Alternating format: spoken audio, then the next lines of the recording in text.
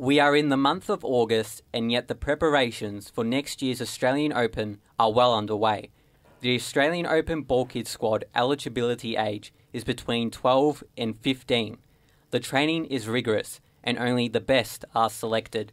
Approximately only 380 young people are chosen out of more than 2,500 to be a part of Australia's Grand Slam tournament as a ballkid squad member. Joshua Galbraith, a supervisor of the Australian Open ballkid squad and previously a ball boy himself, is with me in the studio. Joshua, how are you preparing your Australian Open ballkid squad for the upcoming tournament in 2017? Are the expectations higher than they were in other years? Is there an expectation to perform year upon year?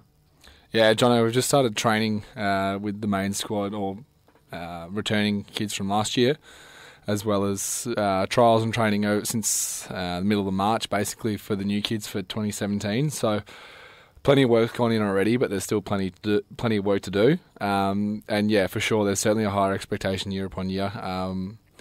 The bar gets higher and higher, and the kids who come in brand new always exceed expectations at this point of the year. So for those kids who are coming back from last year, their bar certainly goes up another notch, and so does the new kids as well. So we look forward to bigger and better ball kids again in 2017, because they were certainly good in 2016, but another year, and it's going to be bigger and better.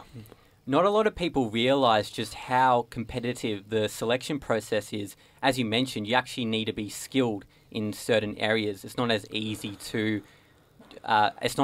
as just rolling a ball and expecting to be a ball boy in the Australian Open, one of the most important Grand Slams on the tennis calendar.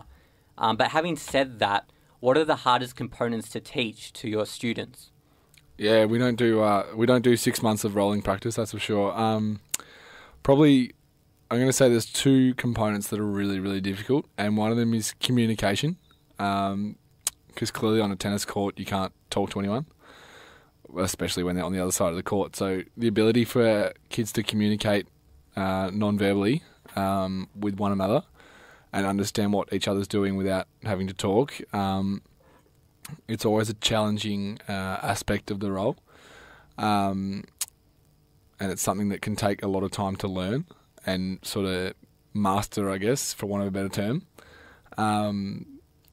But through the training process and through match practices during November, December, it's certainly become sort of habit, and that's why they're the best in the world. Joshua, take me back to when you started. What exactly attracted your interest in becoming a ball boy? Yeah, Jono, certainly a few things that made me interested in becoming a ball boy. I had family who've done it in the past as well, and family who've been involved in tennis for a long time.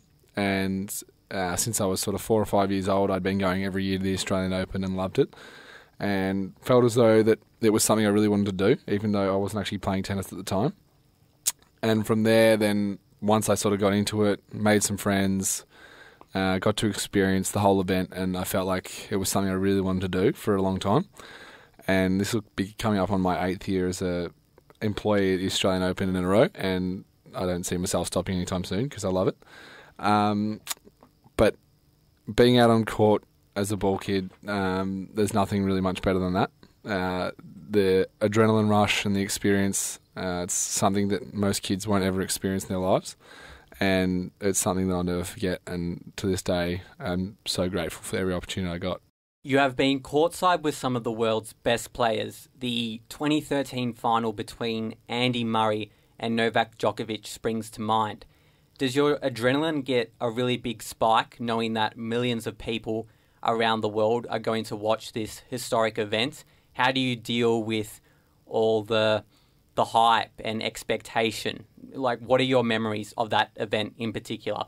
The experiences and the emotions, I guess, were sort of excitement and relief. They weren't necessarily nerves, because I got to the point where I realised that no one was going to be able to take it away from me, and no matter what happened, nothing was going to change the fact that I was out there for a men's singles final.